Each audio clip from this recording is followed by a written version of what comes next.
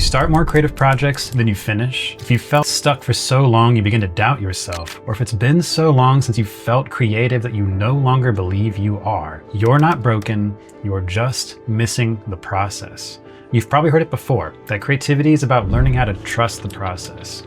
People say trust the process, but nobody tells you what the process actually is. And so we're led to believe that creativity is something that's magical or uncontrollable. But the truth is, creativity is a reliable, repeatable process. And when you follow the right process, you don't just create more, you become more alive, more present, and more connected to what truly matters. And that's what this video is all about. You see, you don't lose your creativity, you lose access to it.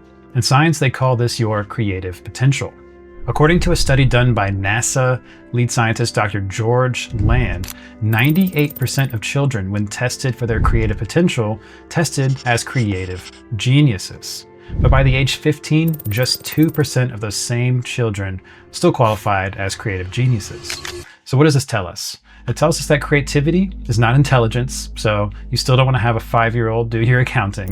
And it tells us that most adults are actually not creative most of the time, not because they lose it, but because they learn to suppress it. Maybe it's due to the school system squeezing that creativity out of children and training them to not think this way. And maybe if we were taught what the creative process can actually look like, and often does, and more importantly, what it requires from us, maybe we wouldn't lose access to that creative potential. And maybe people who feel like they lost access to their creativity and their passion could bring back that spark if they did. You see, here's the truth. Everyone has an idea for the creative process. They're usually just missing several important phases of it. Many professional creators get by with just the idea of 1 or 2 or 3 phases of the creative process. And that's what got me by until I had to evolve my creative process. Like many people, I was pushing through burnout, pushing through overthinking, starting over, or worse, never starting those projects at all. And what I discovered is that when that happens, it's not because you're lazy or you're blocked, or there's something wrong with you or your energy, but it's happening because you're showing up in the wrong stage with the wrong intention, the wrong phase of the creative process with something different than what's required from you to get through that phase. And once you understand the right strategy for each phase, everything changes. Because each phase of the creative process requires something different from you. If you bring the wrong intention, you'll stall. See, I used to think that there were just 2 or 3 stages to the creative process, enough to get started, enough to finish, sometimes, until I burned out like everyone else. That's when I began researching flow states, studying neuroscience, and reflecting on my own work across startups, 8-figure media companies, creative teams, and hundreds of personal projects. And I discovered that there aren't just 2 or 3 phases or stages to the creative process. There are 6. And they don't form a straight line, they form a spiral.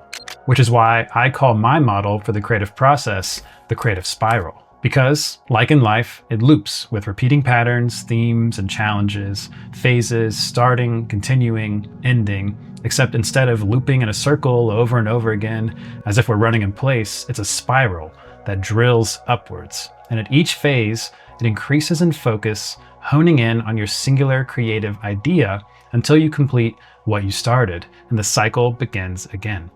So really briefly, here are the 6 phases of the creative spiral. Phase 1 is seeking sparks. This is where every project begins and begins again. At this phase, your focus is wide, diffuse, and receptive. You're not forcing ideas, you're finding them.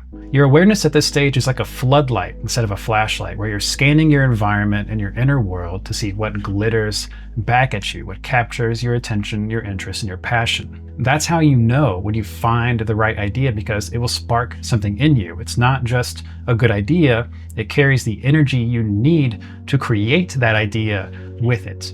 You'll feel it, and that's how you'll know. Phase 2 is eliminating extinguishers. So before that spark can become a fire, you need to clear out what may smother it. Things that will inevitably come crashing in like waves, suffocating your good ideas before they even have a chance to ignite. I call these things extinguishers, and there are many extinguishers, and you need to be vigilant against them always. Some examples of extinguishers are doom scrolling, working for validation or external sources, perfectionism, rigid thinking, fear of rejection. Really, the list of extinguishers goes on and on. And really, this isn't just one phase. It's a constant maintenance task. But after you have your idea, after you have your spark, it's critical that you check in again and ask yourself, what's going to stop this spark from igniting? And if you eliminate those things, it won't be so hard for you to build momentum and astonish yourself with how quickly you can create something excellent. But you must do it because you can't build a fire where the waves are going to come crashing in. Phase 3 is breathing creative oxygen. So now your good idea is ready for consistent focus. This is the tending stage, where you're feeding your idea daily with attention, but you're not choking it. You're holding on tightly enough that you can bring your focus back each day to this creative task for an hour or 90 minutes at a time, but not so tightly that you force it to be any certain way or force it to take any specific form yet. You're working on it, but you're really exploring it, and you can step away, letting go just enough so that when you return, you can see it again with fresh eyes. That's creative oxygen. And for people who burn out or lose interest, it's the breath of fresh air that changes everything. Because in this phase, you're not obsessed with the outcome. You're simply showing up day after day in a process that itself is alive.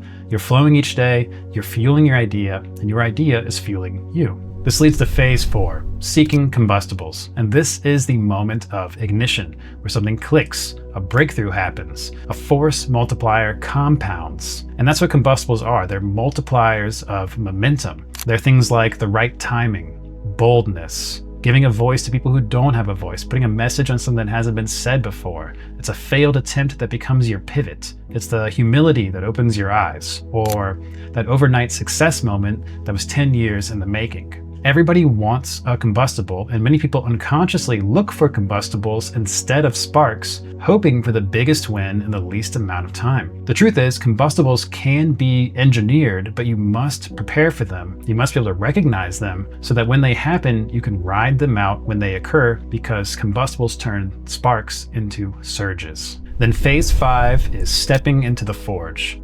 The forge is the peak of the creative process. It's when your focus is at its maximum, and instead of being loosely open like a floodlight, it's now tightly closed and honed in on what you're creating like a laser. At this phase, you and what you're creating are one. It's when you are fully immersed in flow and there's nothing else. Everything else just falls away, and your creation demands every ounce of attention that you've got. But here's the key to this phase. This phase is temporary. It is not meant to last. Many people think this phase is all there is to creating besides having good ideas. But you don't want to live in the forge. You enter it when you're ready, and you leave it once you're done. If you mistake the forge for your default mode, you will burn out, and fast. And you'll be slower starting your creative engine back up for the next project. Instead, the forge is the final push. It's where the draft becomes polished, where the MVP makes contact with the market. It's where the idea becomes complete because it is received by whoever it is being made for. And that's what triggers the 6th and final phase, the rain. When the forge is finished, the rain falls. This is the 6th and final phase of the creative spiral. That is your rest, recovery, your reset. It's where your focus softens and your nervous system unwinds and the fire dims, and that's actually good because the rain doesn't end the creative process. It completes it. It readies you for the next cycle. It nourishes new sparks to come. The fires die down, and you can see the sparks again more clearly because there's not this raging inferno that's taking all of your focus away from other areas of your life. And now suddenly the small things can catch your eye again. And when the rain comes, the creative spiral ends and begins again. I also call this phase the rain because while every creative process ends in rain, you also can't control or stop the rain when it comes. And you may hit a delay in your creative process. Life happens, it often does. But you can be frustrated that your process isn't adapting to your rigid ideas of how it should be. And instead, you can learn how to dance in the rain when it comes, knowing that it is part of the process. And it's there to restore you for the next time you sit down to create. So here's why having a model for the creative process actually matters. When you understand which phase you're in, you meet your creativity with the right intention and the right strategy, and you stop fighting yourself. Things get easier, and you're able to gracefully transition from one phase to the next. out creating yourself from when you were trying to be productive or forcing your ideas. And when you create this way, you turn the creative process itself into a vehicle for your transformation. Because creativity isn't just how we make things, it's how we grow as individuals, as creators. The process demands a full range from us, from radical openness to intensity, from rest to obsession. And if we get stuck in the process, we get stuck in one expression of ourselves and miss out on the full range of life that is offered and available to us, and the full range of how we can express ourselves. That's why the creative process is the most powerful vehicle for personal transformation there is, and the spiral is the path.